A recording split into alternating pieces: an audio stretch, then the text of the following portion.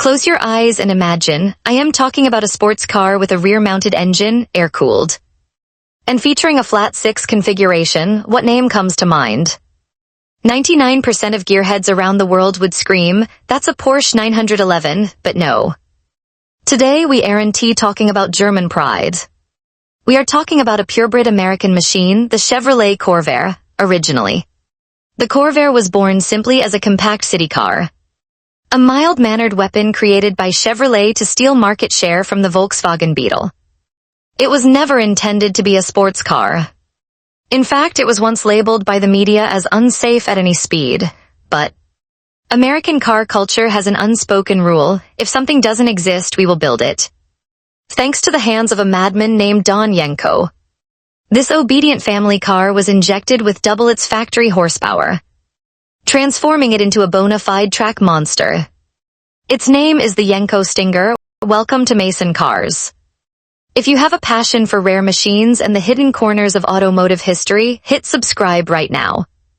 Today, we are decoding the story of America's Porsche 911, the 1966 to 1969 Yenko Stinger. If you are a Chevy disciple, the name Don Yenko is certainly no stranger. He is the legend who crammed massive big block V8s into Camaros to create straight-line drag monsters. If Ford had Carroll's Shelby, General Motors had Don Yenko. Both were brilliant racers who opened their own performance shops to build boundary-pushing machines. But before getting tangled up with Camaros, Yenko had another obsession. He wanted to destroy the dominance of the Shelby GT350 Mustangs in the prestigious SCCA racing series. Sounds crazy, right? Using a tiny Corvair to go head-to-head with a V8 Mustang beast. But look at the context of 1965. At that time, the Chevy Camaro was still just a drawing on paper. Other GM cars were too big, too heavy, or required too much butchering to be competitive against Shelby on the track. Meanwhile, the second-generation Corvair had just been released, and it was a massive leap forward in engineering. It featured four-wheel independent suspension and absolute luxury that most American muscle cars of that era could only dream of. It was incredibly light, weighing in at just around 400 pounds. And most importantly, the rear engine configuration created massive grip at the rear axle when exiting corners, identical to Porsche's philosophy. It was a revolutionary departure from the rest of Detroit. And Don Yenko realized, this is the sharpest weapon to slaughter the GT350. To start the project, Don Yenko chose the sportiest variant, the Corvair Corsa, in its stock form. It was equipped with a naturally aspirated 164 cubic inch, about 2.6 L flat-six engine, producing 140 horsepower through 4 independent carburetors. Even though GM offered a 180 horsepower turbo version, Yenko firmly stuck with the naturally aspirated engine to ensure maximum durability and the sharpest throttle response on the track. But there was a legal hurdle.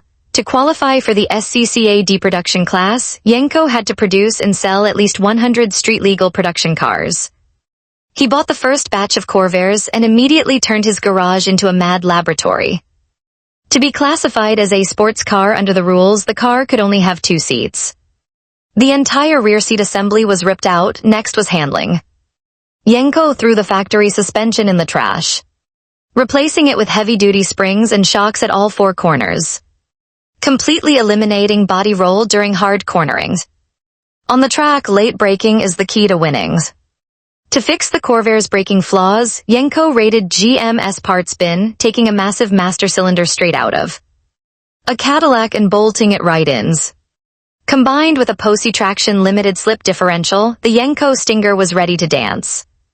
Unlike ordinary tuning shops, Yenko sold the Stinger in stages, an incredibly ahead of its time concept, much like how Roush Mustangs are sold today. There were 4 levels of Venom for you to choose from. Stage 1, the base model. You got the race suspension and a flat-6 engine with retuned carburetors, making 160 horsepower. The price, $3,450. Stage 2, things started getting hot, 190 horsepower. Thanks to a new camshaft, high-performance pistons, new valve springs, and a compression ratio bumped up to 10:1. The interior also got a professional gauge cluster. The price, $3,950. Stage 3 for the violent ones.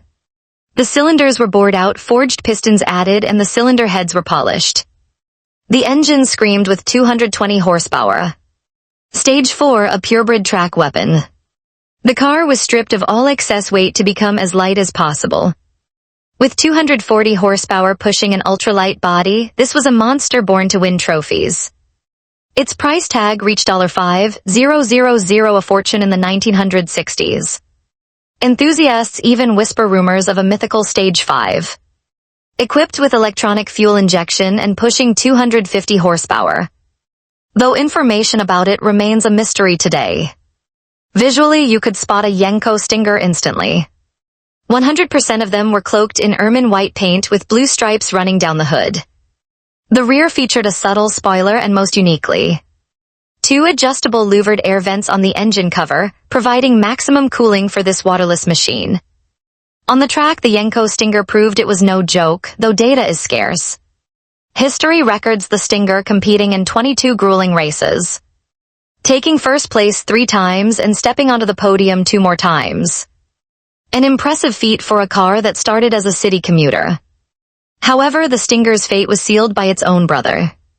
In 1967, the Chevrolet Camaro was officially launched. A more powerful, muscular car that perfectly matched American tastes. All R&D resources, all the essence of the horsepower arms race were poured into V8 blocks. Yenko recognized the shifting tides. He pivoted to tuning Camaros, leaving the Corvair to slowly fade into oblivion. Corvair sales plummeted, and the production line officially closed in 1969. In total, just over 100 original Yenko Stingers were ever built, along with a couple of dozen customer cars retrofitted with Stinger packages. This sheer rarity makes it a true holy grail in today's classic car collecting world. Fast forward to the present. Look at how the Porsche 911 stubbornly maintained its rear engine. Flat 6 configuration for 60 years to become an immortal icon of the sports car world. It leaves us with a sense of regret, wondering what if? What if Chevrolet and Don Yenko hadn't given up? What if the Corvair had continued to evolve? Would America currently possess a legendary sports car lineage running parallel to the Corvette today? Sadly, the answer has been buried forever under the dust of time. And that wraps up the story of the Chevrolet Corvair Yenko Stinger. If you enjoyed this video, don't hesitate to leave a like and share it with other gearheads. Hit the subscribe button and ring the bell so you never miss our next fascinating automotive documentary.